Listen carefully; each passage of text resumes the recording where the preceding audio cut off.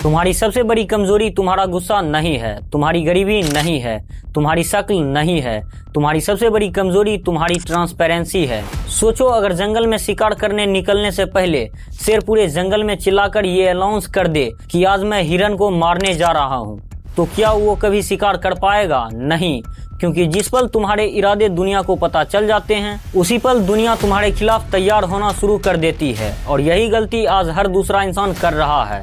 2026 की इस डिजिटल भीड़ में जहां हर कोई अपनी पूरी जिंदगी को कंटेंट बना चुका है, जो इंसान अनरीडेबल नहीं है वो सेफ भी नहीं है। तुम नोटिस करो, आज लोगों ने प्राइवेसी को सिंपलिसिटी समझ लिया है।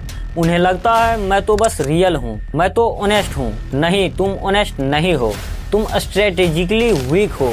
तुम अपने गोल्स बताते हो, अपनी प्रॉब्लम्स बताते हो, अपनी नेक्स्ट मूव बताते हो, अपने इमोशन तक रिवील कर देते हो और फिर शॉक होते हो कि लोग सपोर्ट क्यों नहीं कर रहे, एनर्जी क्यों खत्म हो जाती है, काम शुरू होने से पहले ही मोटिवेशन क्यों मर जाते हैं। क्योंकि तुमने दुनिया को अपना पूरा साइकोलॉजिकल मैप दे दिया है। उन्हें पता है तुम्हें कब गुस्सा आता है, तुम किस चीज से डरते हो, तुम वैलिडेशन के लिए कितने डिस्पेरेट हो, और सबसे डेंजरस बात, तुमने ये सब खुद बात बता दिया है। असली शिकारी कभी लाउड नहीं होता, वो इनविजिबल होता है। वो रूम में मौजूद रहता है लेकिन उसका इंटेंशन कोई पढ़ नहीं पाता, और यही पावर है। 16वीं शताब्दी का जापान, खून, युद्ध, धोखा और मौत। उस दौर में एक नाम ऐसा था जिसके सामने समुराई तलवार उठाने से पहले सोचते थे, मियामोटो मुसामी। 61 डेडली ड्यूल्स, एक भी हार नहीं। अब सवाल ये नहीं है कि वो इतना डेंजरस क्यों था, सवाल ये है कि उसने ऐसी कौन सी साइकोलॉजी समझ ली थी जो आज का इंसान पूरी तरह भूल चुका है।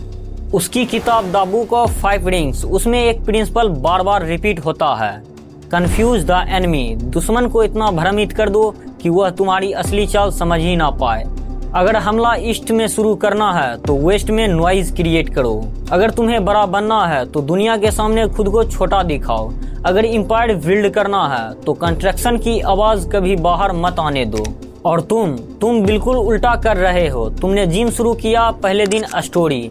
तुमने बिजनेस आइडिया सोचा, उसी रात दोस्तों के बीच डिस्कशन। तुमने डिसाइड किया कि लाइफ बदलनी है और अगले ही घंटे मोटिवेशनल क्वाट अपलोड।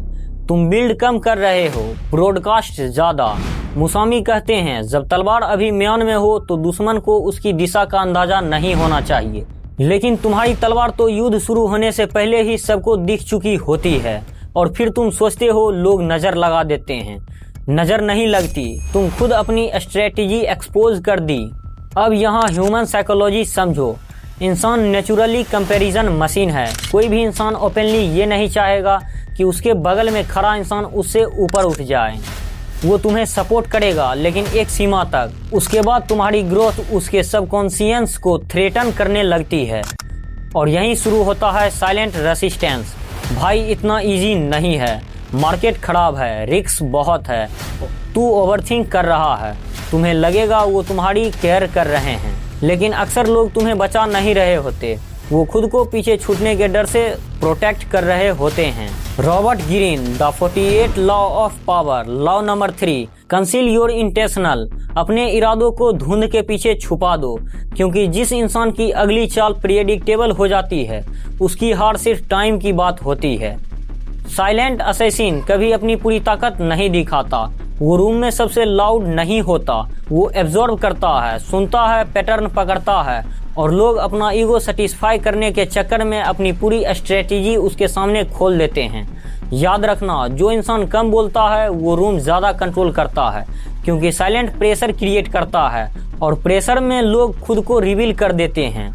अब मॉडर्न वर्ल्ड की सबसे डेंजरस बीमारी पर आते हैं, चीप वैलिडेशन। आज लोगों को अचीवमेंट से ज़्यादा अनाउंसमेंट का नशा है। उन्होंने 2 दिन वर्कआउट किया, दुनिया को बताना है।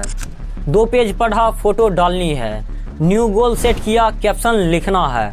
और न्यूरोसाइंस क्या कहती है, जब तुम अपने गोल्स को पब्लिकली अनाउंस करते हो और लोग तुम्हें प्रेज करते हैं तो तुम्हारे ब्रेन में डोपामिन रिलीज होता है, वही डोपामिन जो जीतने के बाद मिलना चाहिए था। मतलब तुम्हारे ब्रेन को फेक विक्ट्री मिल गई और फेक रिवॉर्ड मिलते ही रियल हंगर मरने लगती है। यही वजह है बहुत लोग शुरुआत में लाउड होते हैं लेकिन एंड तक पहुंचते ही नहीं। साइलेंट असैसिन्स उल्टा चलता है।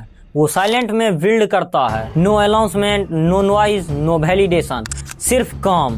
दिन में दुनिया के सामने एवरेज इंसान दिख सकता है, लेकिन रात में वो अपना एम्पायर बना रहा होता है। स्किल्स, डिसिप्लिन, स्ट्रेटजी, पावर सब शैडोज में ग्रो हो रहा होता है और यही उसे डेंजरस बनाता है, क्योंकि लोगों को उसकी ताकत का अंदाजा नहीं होता है।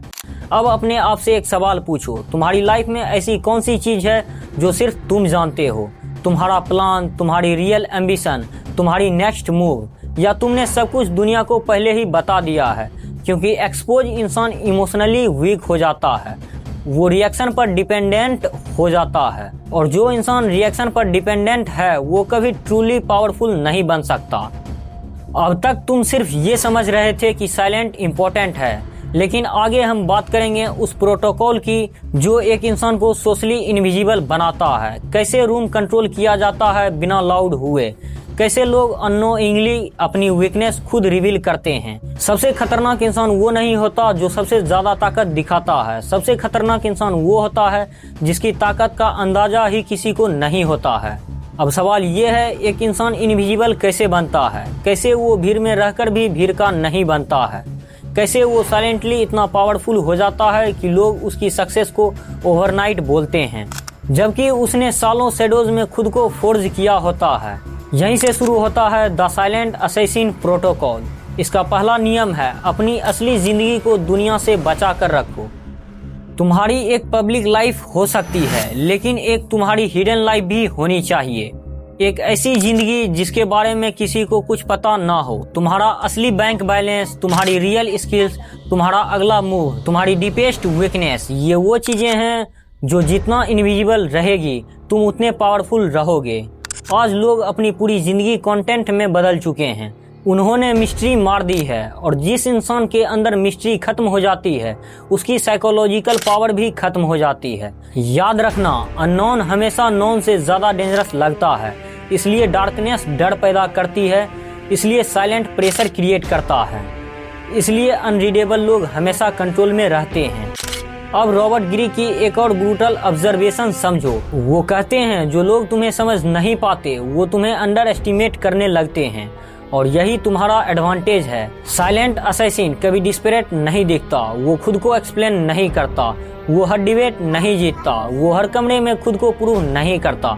क्यों? क्योंकि उसे पता है जिस इंसान को अपनी वैल्यू पता होती है उसे अनाउंसमेंट की जरूरत नहीं पड़ती। लेकिन एवरेज इंसान वो हर वक्त खुद को जस्टिफाई कर रहा होता है, मैं ये कर रहा हूँ, मैं वहाँ जा रहा हूँ, मैं इतना मेहनत कर रहा हूँ, और जितना वो बोलता है उतना उसकी इंटरनल इनसिक्योरिटी एक्सपोज हो जाती है। अब दूसरी चीज, टॉक इन क्वेश्चन।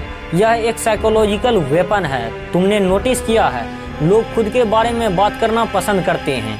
अगर तुम सिर्फ सही सवाल पूछ दो तो सामने वाला अपनी पूरी थिंकिंग, अपनी फियर्स, अपनी स्ट्रेटेजी, अपनी वीकनेस सब कुछ रिवील कर देगा। यही वजह है कम बोलने वाला इंसान अक्सर रूम का सबसे इन्फॉर्म्ड इंसान होता है, क्योंकि वो एनर्जी बोलने में नहीं एब्जॉर्ब करने में खर्च करता है। लेकिन तुम क्या करते हो? रूम में घुसते ही अपनी कहानी शुरू, अपनी प्रॉब्लम शुरू, अपनी अचीवमेंट शुरू, और फिर तुम्हें लगता है लोग तुम्हें सीरियसली नहीं लेते, क्योंकि पावर बोलती नहीं, प्रेशर क्रिएट करती है। अब एक और डार्क ट्रूथ, लोग परफेक्शन से अनकंफर्टेबल हो जाते हैं। अगर तुम हमेशा फ्लोनेस दिखोगे तो लोग सबकॉन्शियसली तुमसे डिस्टेंस फील करेंगे। इसलिए साइलेंस असैसिन कभी कभी इंटेंशनली एक कंट्रोल्ड वीकनेस दिखाता है, एक छोटा फ्लो, एक हार्मलेस मिस्टेक, ताकि लोग रिलैक्स करें, ताकि उन्हें लगे ये हमारे जैसा ही है। और जैसे ही लोग गार्ड नीचे करते हैं तुम्हारे पास साइकोलॉजिकल कंट्रोल आ जाता है। समझ रहे हो कितना डेंजरस है ये मैनिपुलेशन नहीं, ह्यूमन नेचर की अंडरस्टैंडिंग है। अब मॉडर्न वर्ल्ड की सबसे बड़ी स्ट्रेटजी सुनो, लोग अपने गोल से नहीं हार रहे, लोग अपने विजिबिलिटी से हार रहे हैं। उन्होंने हर चीज इतनी एक्सपोज कर दी है कि उनकी एनर्जी हर डायरेक्शन में लीक हो रही है। फोकस खत्म, मिस्ट्री खत्म, डिसिप्लिन खत्म, और फिर बोलते हैं मोटिवेशन नहीं आ रहा। मोटिवेशन नहीं मरा, तुम्हारी हंगर मर गई, क्योंकि तुमने हर छोटी प्रोग्रेस पर खुद को चीप डोपामिन दिया। याद रखो, शिकारी शिकार करने से पहले सेलिब्रेट नहीं करता। जो इंसान रातों में क्वाइटली सीख रहा है, क्वाइटली सेव कर रहा है, क्वाइटली ट्रांसफॉर्म हो रहा है, वही फ्यूचर कंट्रोल करेगा, क्योंकि दुनिया लाउड लोगों को नोटिस करती है लेकिन हिस्ट्री साइलेंट लोगों को रिमेम्बर करती है। अब इमेजिन करो, दो इंसान, पहला हर चीज अनाउंस करता है, दूसरा सब क्वाइट करता है। 6 महीने बाद पहला इंसान अभी भी एक्सप्लेन कर रहा होगा कि वो क्या बनने वाला है, दूसरा इंसान ऑलरेडी बन चुका होगा। और यही रीजन है कि असली ट्रांसफॉर्मेशन हमेशा शॉकिंग लगता है, क्योंकि प्रोसेस इनविजिबल था। अब एक ब्रूटल क्वेश्चन, अगर आज तुम सोशल मीडिया से गायब हो जाओ, कोई अपडेट नहीं, कोई अनाउंसमेंट नहीं, कोई वैलिडेशन नहीं, तो क्या तुम फिर भी काम करोगे? क्या तुम फिर भी डिसिप्लिन रखोगे? क्या तुम फिर भी सुबह उठोगे जब कोई क्लैप नहीं करने वाला होगा?